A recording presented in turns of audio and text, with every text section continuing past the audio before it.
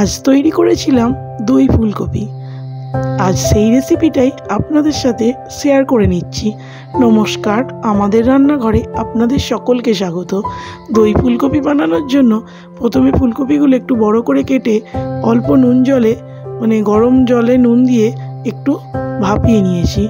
জল ঝরিয়ে কড়াই সাদা তেল গরম করে ফুলকপিটা ভাজতে দিয়ে দিলাম। এদিকে ফুলকপিটা ভাজা হোক আর আমি তৈরি করে নিই মশলাটা।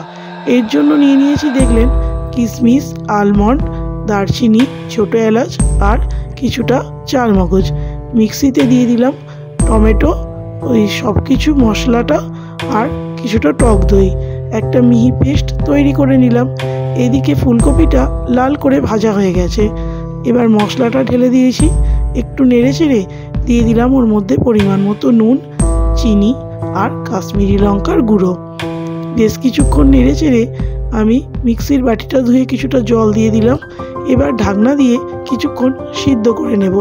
সিদ্ধ হয়ে গেলে ওপর থেকে কিছুটা কাসুরি মেথি ছড়িয়ে নামিয়ে নেব। তৈরি হয়ে গেল দই ফুলকপি।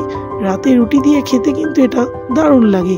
রেসিপিটা কেমন লাগলো অবশ্যই কমেন্টসে জানাবেন। ভালো লাগলে একটা লাইক করে দেবেন। নমস্কার।